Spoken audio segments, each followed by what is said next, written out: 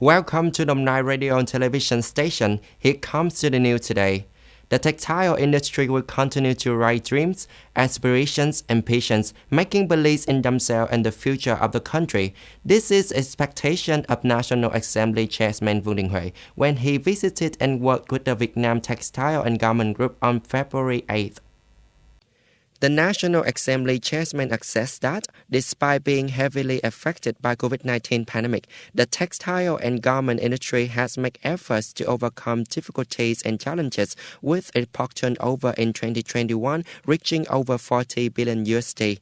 Particularly, the Vietnam National Textile and Garment Group (VNG) has promoted well its role as a leader in nuclears with an estimated profits of nearly 1,500 billion VND in 2021, which is the best result in the past 25 years. In 2022, the National Assembly chairman suggested that the group promptly seize opportunities and change in changing global supply chains, be a pioneer in technological innovation and develop new products and try to buy a Vietnamese brand name. In addition, the export markets, the group needs to focus on domestic markets with nearly 100 million people, and at the same time, where implement pandemic prevention measures under the motto, production must be safe for production. The spot picture has been bright since the first day of the new year. With agricultural products, hundreds of containers were exported in the first day of the year. As the border grades of Lang Son province, the first shipments of the mangoes, jackfruits, and dragon fruits this year were exported to China. According to the representative of Lang Son province, from the 3rd of the Lunar New Year to now, about 300 containers of agricultural products has been exported. Forces at the border gates have mobilized human resources, disinfected vehicles, tested people and goods to prevent the pandemic. At the same time, opening delegations in advance for businesses to improve custom clearance effectively. As for the international border gates of Mong Cái, Quảng Ninh and the international border gates of Kim Han, Lao Cai, import and export activity are still maintained during test. About 500 containers of goods has been exported, most of which are agricultural products.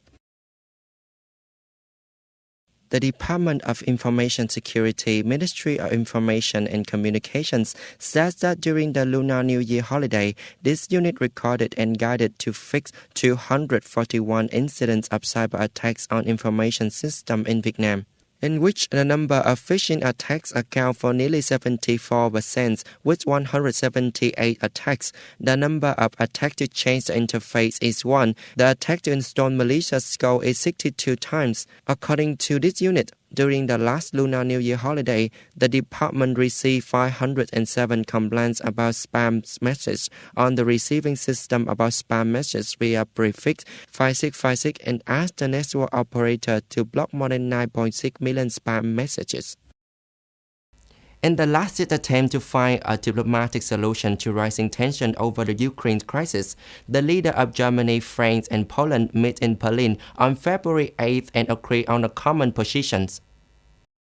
German Chancellor Olaf Scholz welcomed French President Emmanuel Macron and Polish President Andrzej Duda after a round of talks with the leader of US, Russia, and Ukraine. Speaking at the press conference afterward, Mr. Scholz said, "We are united in our goal of maintaining peace in Europe through diplomatic clear messaging and determination to act together."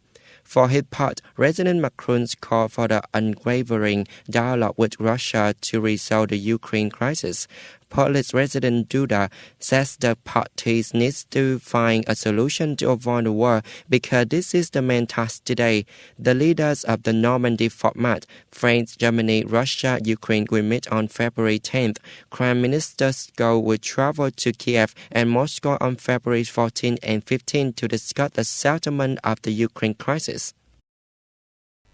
On February 8th, the U.S. House of Representatives passed a short-term funding bill in less than 5 months to keep the government stable and avoid losses caused by the government shutdown. The current spending dues end on February 18th, and without action, hundreds of thousands of government employees are at risk of going home without paying as the federal agency closed. Democrats and Republicans signaled their readiness with an interim deal, and 51 Republicans voted yes to the Democrats in the House. After being given a green light by the Senate, a procedure that will take place in the next few days, the new agreement will be in effect until March 11th. This gives lawmakers time to agree on a long-term spending package to pay the rest of the current fiscal, with it until September 30th, 2022. This is the end of the news today. Thanks for watching us. Have a good time. Goodbye.